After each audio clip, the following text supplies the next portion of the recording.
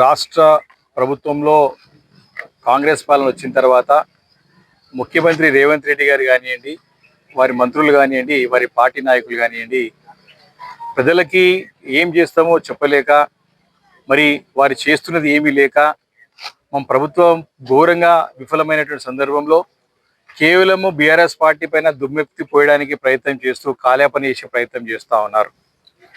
ముఖ్యంగా ప్రభుత్వ విప్పు ఉన్నటువంటి ఆది శ్రీనివాస్ గారు, వారు 3 సార్లు ఘోర పరాజయమై మరి ఏదో 4వసారి బతికి బయటపడి ఎమ్మెల్యే అయినాడు.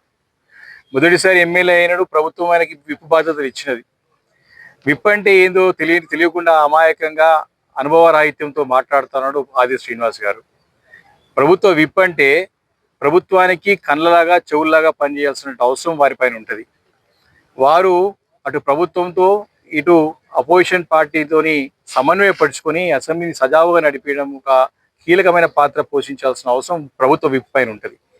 కానీ ప్రభుత్వ విప్ ఆది శ్రీనివాస్ గారు తన బాధ్యతను పూర్తిగా విస్మరించి కేవలం ప్రతిపక్ష పార్టీలు ముఖ్యంగా బీఆర్ఎస్ పార్టీ పైన దుమ్మెత్తిపోయడానికి ప్రాధాన్యతనిస్తూ తమ యొక్క ప్రధానమైన బాధ్యతని పూర్తిగా మరి తుంగులో దొక్కుతున్నాడు.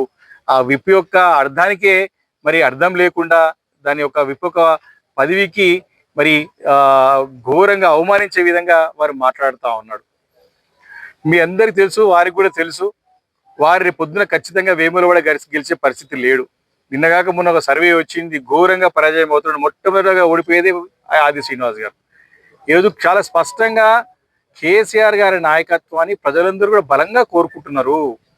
ఈరోజు గ్రామాల్లో రైతాంగం అంతా కూడా రోడ్ల పైన పడి వాళ్ళకి గత కొన్ని 6 నెలల నుంచి కూడా నరకయాత్ర పడుతూ ఉన్నారు. వారికి విత్తనాలు దొరకక, యూరియా దొరకక, వారు పండించిన వడ్లని కూడా ప్రభుత్వం కొనలేక నరకయాత్ర పడుతూ ఉంటే దానికి సమానం చెప్పలేక బాధ్యతను విస్మరించి ప్రభుత్వము ముఖ్యమంత్రి గారు ఢిల్లీ ప్రయాణానికి, దేశాల్లో పర్యటనకి సరిపోతుంది తప్ప తన సీటు కావడం తప్ప మరి రైతులను కానివ్వండి, ఇక్కడ ప్రజలకు ఇచ్చిన హామీలు కానీ ప్రజలు కాపాడుకోవడంలో ఘోరంగా విఫలమైనడు. బాధ్యత గల ప్రతిపక్షగా వారి తప్పులు ఎత్తి చూపడం మా బాధ్యత. దానికి సమానం చెప్పలేక మరి చిల్లర మాటలు, దిగజారుడు మాటలు మాట్లాడడం ప్రభుత్వ వైపు ఆది శ్రీనివాసరావు మానుకుంటే మంచిది. ఆయనకు అంతో ఎంతో గౌరవం దక్కుతుంది. ఈరోజు పార్లమెంట్ ఎన్నికల్లో ఏం చెప్పిరా మీరు?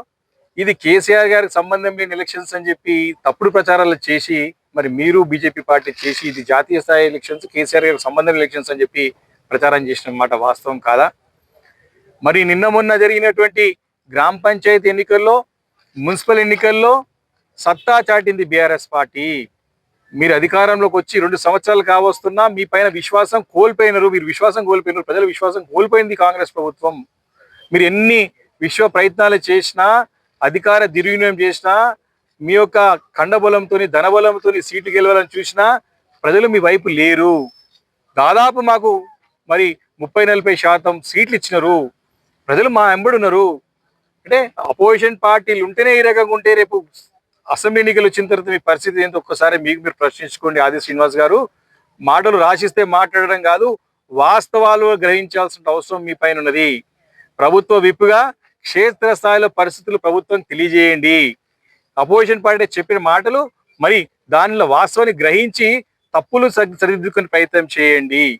ఈరోజు ఎట్లయిపోయిందంటే ఈ ప్రభుత్వ విప్పుల పరిస్థితి ఏ రకంగా అయిపోయిందంటే, మనకి చీర్ గర్ల్స్ ఉండే పరిస్థితి ఉంటుంది. ఐపీఎల్ లో చీర్ గర్ల్స్ ఉంటారు, సేమ్ అదే చీర్ బాయ్స్ లాగా తయారయ్యారు వీళ్ళు. రేవంత్ రెడ్డి గారికి చీర్ బాయ్స్, ఆయన తిట్టంగానే ఆహో తిట్టంగానే బూతులు మాట్లాడంగానే చీర్ బాయ్స్ లాగా బయటకు వచ్చి మాట్లాడుతున్నారు. ఈ యొక్క ఆది శ్రీనివాస్ పరిస్థితి సేమ్ అట్లే ఉన్నది. పరిస్థితి ఏంది? మీరు 3వ స్థానానికి పడిపోయారు, తెలుసుకోరా బాబు అంటే కూడా దానిపైన ఆలోచన చేయకుండా, ప్రజలకి సరైన పాలన ఇచ్చకుండా మా పైన బురద వెళ్ళే ప్రయత్నం చేస్తా ఉన్నారు. మీరు ఈ రోజు కూడా మేము ఛాలెంజ్ చేస్తా ఉన్నాం. ప్రజాక్షేత్రంలో కేసీఆర్ గారి నాయకత్వం కోరుకుంటున్నారు. కేసీఆర్ గారు మాకు జరిగిన అసెంబ్లీ ఎన్నికల్లో మాకు పరాజయం కేవలము ఒక 1-2%తోనే పోయినా మేము అంత పెద్ద వ్యత్యాసం ఏం లేదు దాంట్లో. అది కాకుండా మాకు కేసీఆర్ గారి నాయకత్వం నిజంగా తెలంగాణ రాష్ట్రం గురించి మాట్లాడుతున్నారు. ఆయన ప్రతిపక్ష హోదా తీసుకొని పనిచేయట్లేదని చెప్తున్నారు. మేము పనిచేసేందుకు కేసీఆర్ సైనికులం మేము అందరం కూడా. శాసన సభ్యులము, శాసన మండలి సభ్యులము, పార్లమెంట్ సభ్యులు, ప్రతి నాయకుడు, కార్యకర్త అందరూ కూడా కేసీఆర్ గారి సిద్ధాంతాన్ని కట్టుబడి పనిచేసే వాళ్ళం అందరం కూడా. కేసీఆర్ గారు వారు ఇంకా బయటికి రాకపోతే నీ పరిస్థితి ఉంది, బయటకు వస్తే నీ పరిస్థితి ఏంది? బయటకు వస్తే ప్రజలు తిరగబడతారు నీ మీద. వారు ప్రజలు రావాలని బలంగా కోరుకుంటున్నారు. కేసీఆర్ గారిని అనేంత స్థాయి ముఖ్యమంత్రి రేవంత్ రెడ్డికే లేదు. ఈయన మాట్లాడతాడు. ఈ కాంగ్రెస్ పార్టీ నాయకుడికి ఎవరైతే మాట్లాడుతున్నారో కేసీఆర్ గారి కాలి గోటి కూడా సరిపోరు. మీరు కేసీఆర్ గారి నుంచి మాట్లాడుతున్నారు. కేసీఆర్ గారి యొక్క నాయకత్వం లేకపోతే, ఈ గులాబీ జెండా లేకపోతే, కేసీఆర్ అనేవాడు లేకపోతే తెలంగాణ ఎక్కడిది? మీ అనుభవించే పదవులు ఎక్కడివి? ఒక్కసారి మీరు ఆత్మవిమర్శ చేసుకోవాలా. అంత పెద్ద నాయకుడిని మాట్లాడేటప్పుడు ఒళ్ళు దగ్గర పెట్టుకొని మాట్లాడాలా.